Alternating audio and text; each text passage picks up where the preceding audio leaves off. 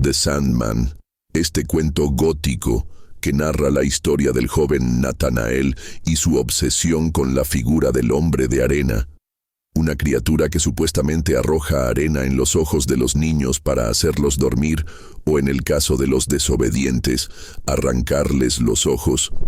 Ha capturado la atención de espectadores, teóricos como Sigmund Freud, Jacques Lacan y Carl Jung, quienes podrían desentrañar los simbolismos ocultos del relato desde sus respectivas teorías. Sigmund Freud dedicó un ensayo clave, Lo ominoso, 1919. En él introduce el concepto de Das Unheimliche, traducido como lo siniestro o lo ominoso, que se refiere a aquello que resulta extrañamente familiar, perturbador y que evoca lo reprimido. Freud sostiene que lo ominoso, en este caso, The Sandman, se origina en el temor a perder los ojos, que en el inconsciente está estrechamente vinculado con el complejo de castración. La figura del abogado Coppelius, a quien el niño Nathanael asocia con el Sandman, representa para Freud al padre severo y castrador. La amenaza de ceguera no es literal, sino simbólica, una metáfora del castigo por los deseos incestuosos hacia la madre.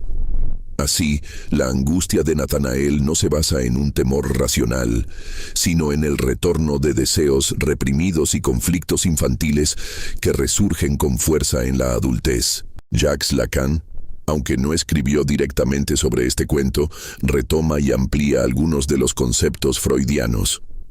Desde su teoría, la angustia de Nathanael puede interpretarse como una crisis en la constitución del sujeto frente al otro.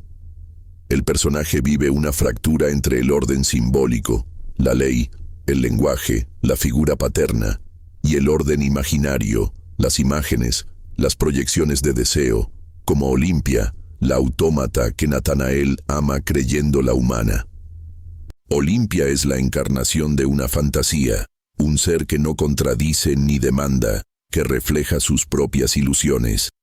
Desde Lacan, esta relación no es más que una alienación, un espejo que muestra al sujeto fragmentado, atrapado en una imagen ideal que lo distancia de lo real. Por su parte, Carl Jung abordaría este relato desde los arquetipos del inconsciente colectivo. Nathanael, para Jung, representa al héroe trágico, cuya travesía no culmina en redención, sino en locura. El Sandman se convierte en una figura arquetípica del padre oscuro, del destructor, aquel que se opone al crecimiento psicológico del individuo. La figura de Olimpia puede verse como el arquetipo de la ánima negativa, una proyección idealizada de lo femenino que no permite el encuentro con la auténtica totalidad interior. La historia se vuelve así una advertencia sobre los peligros de no integrar las sombras del inconsciente y de quedarse atrapado en proyecciones y fantasías. Otros psicólogos han sumado aportes valiosos al análisis de The Sandman. Donald Winnicott, desde su teoría del objeto transicional y del falso self, podría sugerir que Olimpia representa un objeto transicional fallido, un intento de Nathanael por encontrar consuelo en una figura inerte que nunca lo confrontará ni lo desafiará.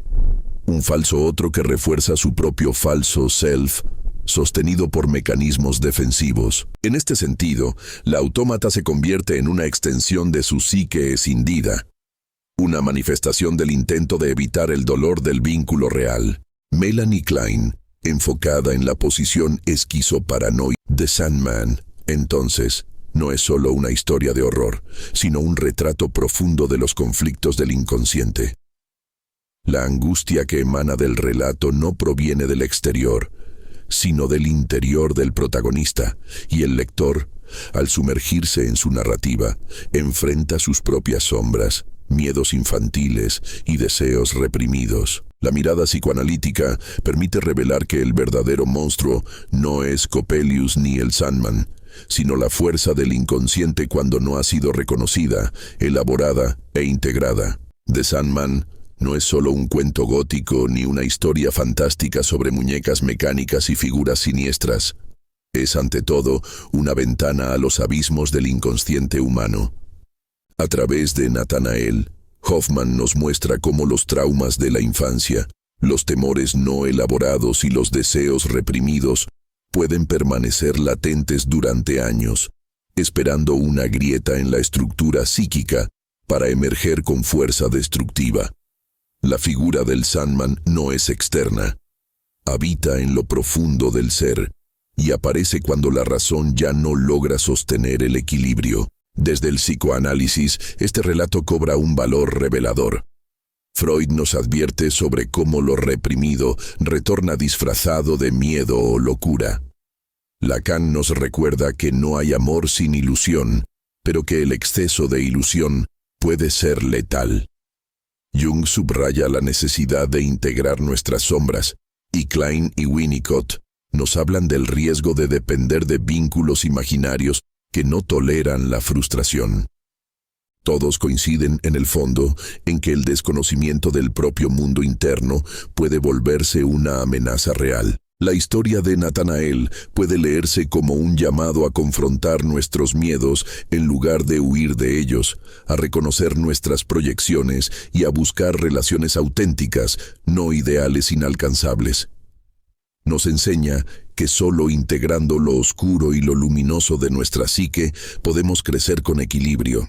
El verdadero horror no está en la figura del Sandman, sino en la imposibilidad de diferenciar entre la realidad y la fantasía, entre el otro y la propia sombra. En esa confusión, el sujeto se pierde, y con él, su posibilidad de libertad.